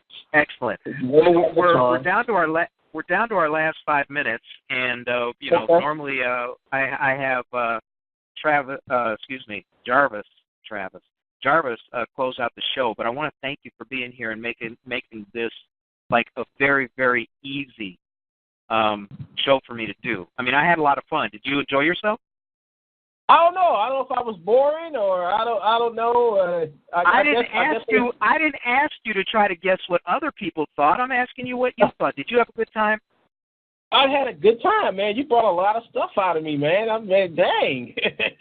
You brought a lot of stuff out of me tonight that I don't usually talk about. But thank you. I needed it. Oh, no problem. Usually I'm employed as a KGB interrogator. But, I need to have something on the side. Okay. Man, Alvin, you know what I look forward to? I look forward to bumping into you at one of these conventions. I really do, man. I think that's going to be a lot of fun. Same thing, man. Same thing. I hope I make it to the next cycle was in 2019, and that's what I'm aiming for I guess my Archive Infinity tour through all these comic book places. I want to try to. I mean, I need to start now organizing so I can get into next year's shows because if you don't start now, they'll be so packed. I mean, I won't be able to do San Diego, but I'm aiming for like Seattle WonderCon. If I can get to a couple of, I think Texas has an anime convention. I'm gonna try to get my film in there.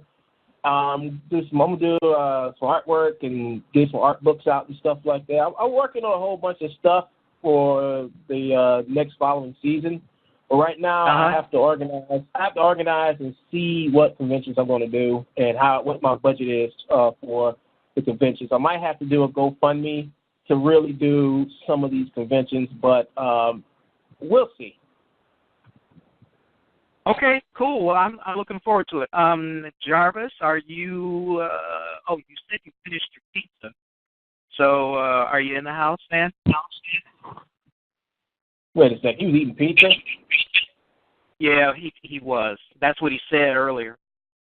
He's not sharing. He's not sharing. Hello. Yeah. Hey, Jarvis, man, how that pizza? Hey, man, you guys don't want this stuff. This is low calorie pita bread pizza with fat free cheese and good stuff like that. We don't see it. You could be eating a double meat lover special or something. We don't know. Yeah. I will tell you something. I did try some of that gluten-free bread. Gluten-free, okay. I think they also doubled using it as those space shuttle tiles. Because you know what that bread really needed?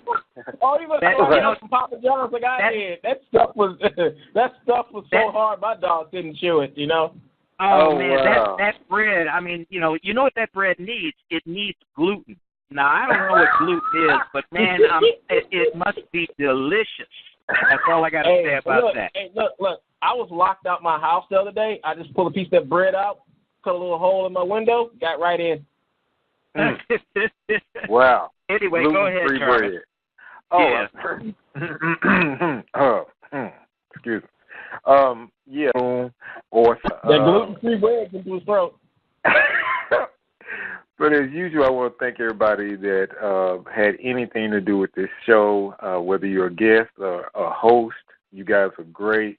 Whether you were someone that actually came into the chat room or somebody that shared or liked it online somewhere. We really appreciate everything that you're doing to keep this going.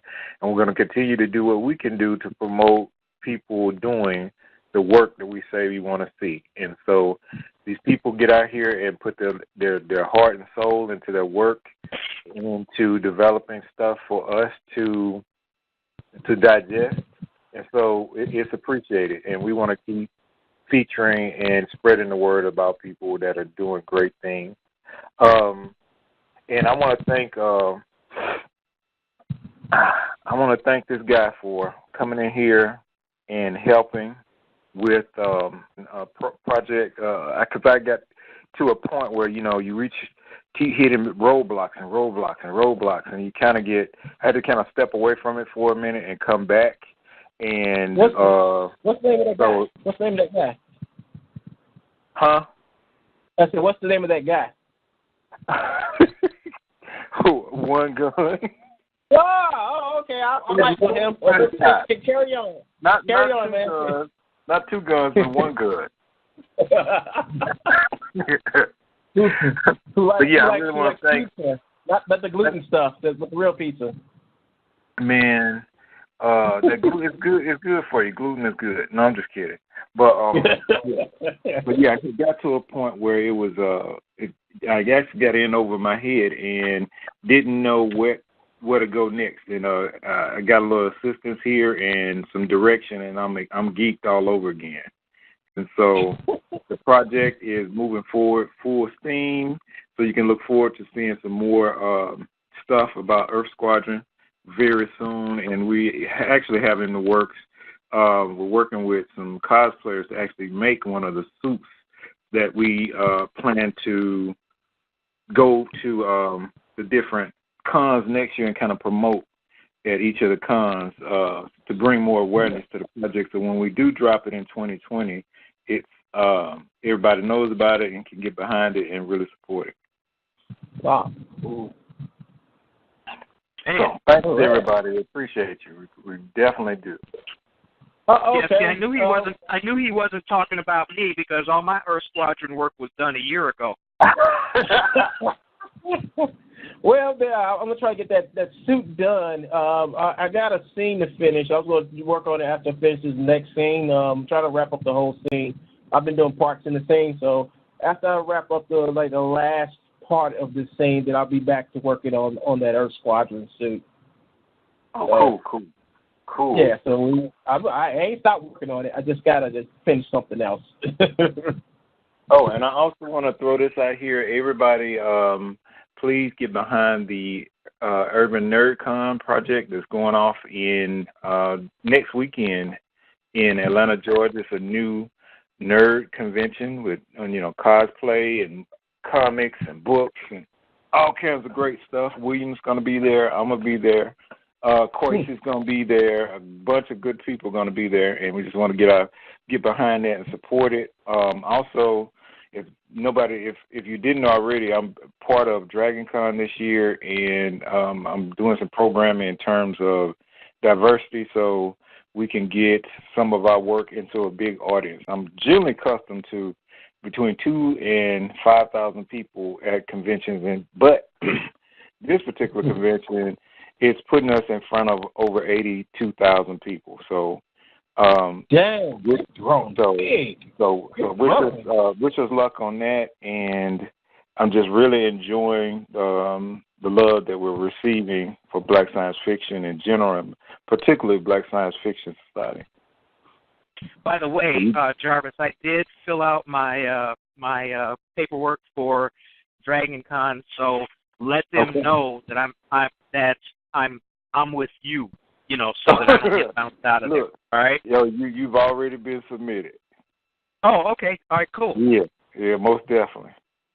All right. Well, to everybody who listens to this show as a podcast and everyone who listens to the show live, I want to thank you for participating. I want to thank you for your patronage and your continued support. I want to thank Jarvis for the opportunity to let me do this, and especially I want to thank Alvin for being here to make this Friday night the really cool Friday night that it was. So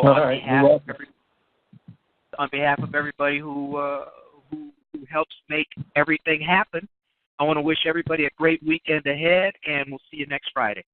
Yay! All right. Yay! Love, peace, hair grease, all the good stuff, people.